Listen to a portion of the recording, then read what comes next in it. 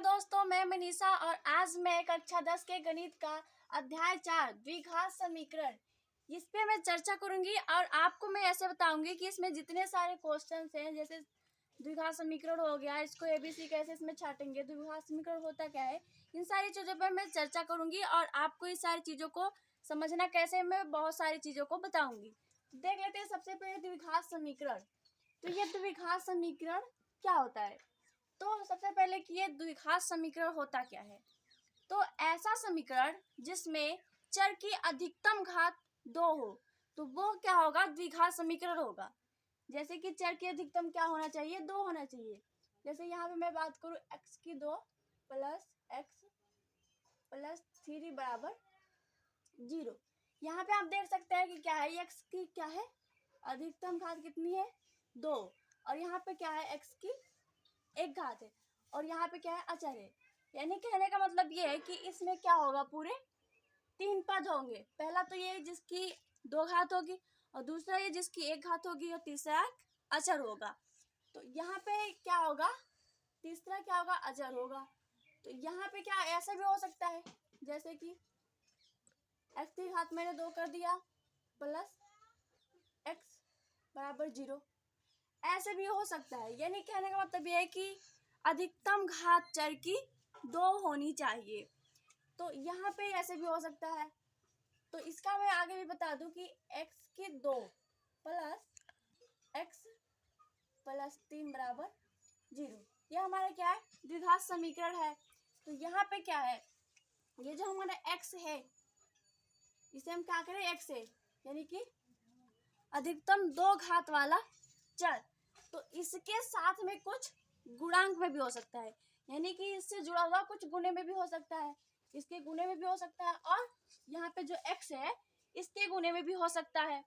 जैसे कि यहाँ पे मान लेते हैं, यहाँ पे कुछ भी हो सकते हैं, 3 4 5 गुणे में हम इसमें कुछ भी ले सकते हैं यहाँ पे।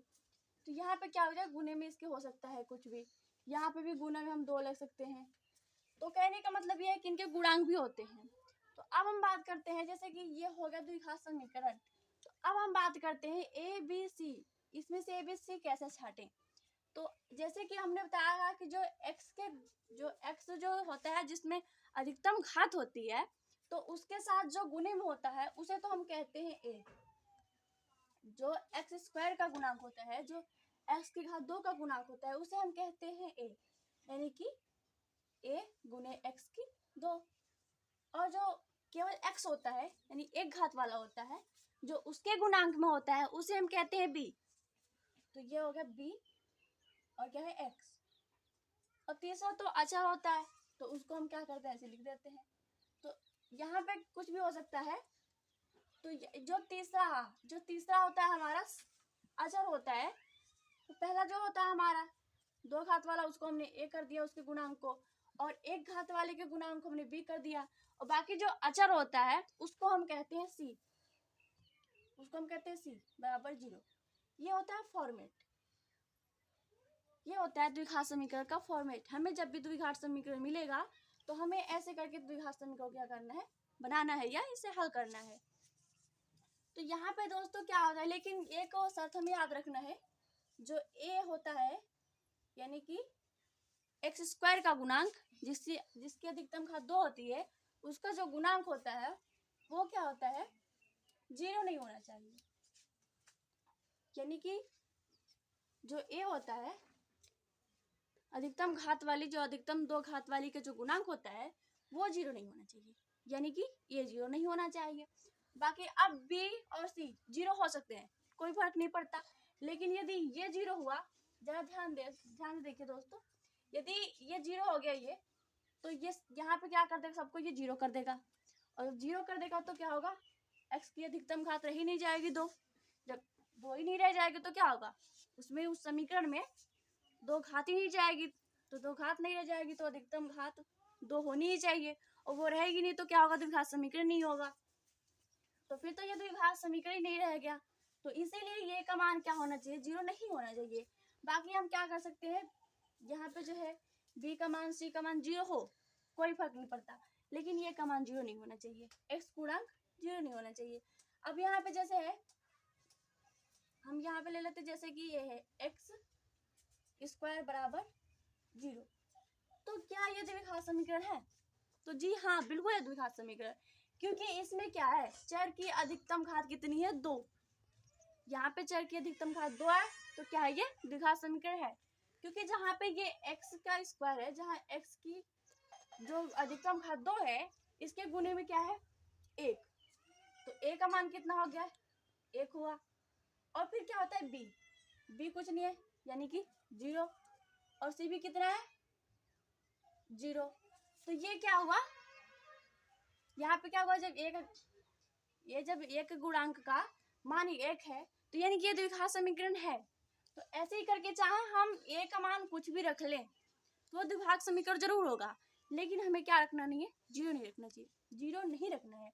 और 0 रख लेंगे तो द्विघात समीकरण नहीं रह जाएगा। तो ये होता है द्विघात समीकरण का फॉर्मेट। और भी हम देख लेते हैं, अच्छे से समझ लेते हैं। यहाँ पे माइनस भी हो सकता है, इसमें भी कोई दिक्कत नहीं। यहाँ पे जैसे कि मैंने लिखा माइनस 3x बराबर 0। 3x, यहाँ पे जैसे मैं लिख रही हूँ, यहाँ पे 3x square minus 4x minus 9 बराबर 0। यहाँ पर भी क्या है, माइनस भी ले सकते हैं, लेकिन जब हम a b c निकालेंगे इसमें से, जैसे हमें a का गुणांक निकालना हो, x का गुणांक निकालना होगा, x स्क्वायर का गुणांक, तो a आएगा। और यहाँ पे जब केवल एक घात वाला का निकालना होगा तो क्या आ जाएगा? b आ जाएगा। और अचर का क्या आ जाएगा? c। तो जब जो इनका हम गुणांक लेंगे, तो लेकिन इनका गुणांक हमें लेना तो है, लेकिन विद चिन्ह के साथ लेना है। यानी कि जैसे यहाँ इसका चिन्ह क्या है? प्लस है, तो a का मान कितना है? 3। प्लस लिखो या ना लिखो, जब भी हम शुरू करते हैं तो प्लस लिखते हैं या नहीं लिखते हैं, कोई फर्क नहीं पड़ता। अब हम बात करते हैं यहाँ पे, तो b का जो x के गुणांक में b है, तो b का यहाँ पे कितना मान है? यहाँ पे क्या है? -4। तो हम क्या लेंगे, जब भी लेंगे क्या होंगे? चिन्ह के साथ लेंगे। वो किस चिन्ह में, उसको पहचान के साथ लेंगे। और यहाँ पे c भी कितना है? -9। तो ये होते हैं द्विघात समीकरण। और हमें a b c जब भी निकालना होगा तो हम ऐसे करके निकाल सकते हैं। तो दोस्तों, हमें उम्मीद है कि आपको ये द्विघात समीकरण और a b c छांटना निकालना कैसे है, हमें आपको अच्छे से समझ में आया होगा। तो मिलते हैं हमारी अगली वीडियो में, तब तक के लिए bye bye, thank you, take care.